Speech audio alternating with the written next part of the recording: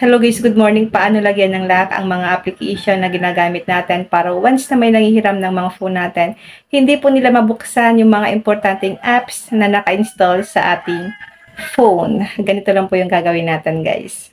Punta lang tayo sa ating screen ng phone, then ipakita ko po muna sa inyo na wala pang lock ang aking applications.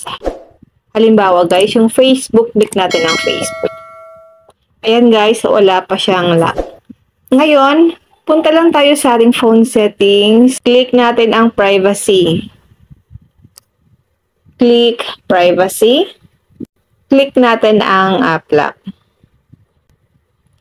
Kaya po yan naka-black yung screen kasi magkikreate tayo ng lock sa ating mga applications. Kaya po siya nakakulay black. Ngayon, mag-create lang tayo ng lock. And dito guys, i-turn on po natin ang app lock. Then, i-turn on po natin yung mga applications na gusto natin magkaroon ng lock. Halimbawa guys, ito. Para meron siyang mga lock, i-turn on nyo lang guys.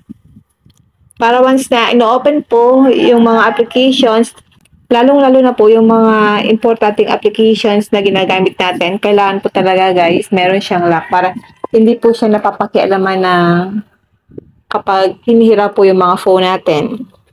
I-turn on ko lang guys.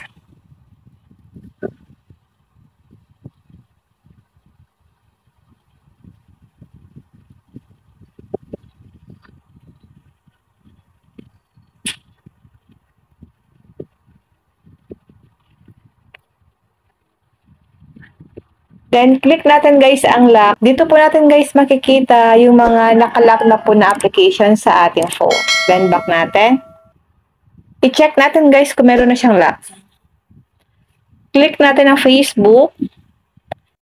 Nagkulay black po yung screen ng ating phone. So, ang ibig sabihin po, meron pong privacy password. So, kailangan po natin ilagay ang password ng application natin. Yung ginawa nating password kanina. Ganun lang po ang gagawin natin sa mga nagtatanong dyan kung paano po maglagay ng lock sa ating mga application.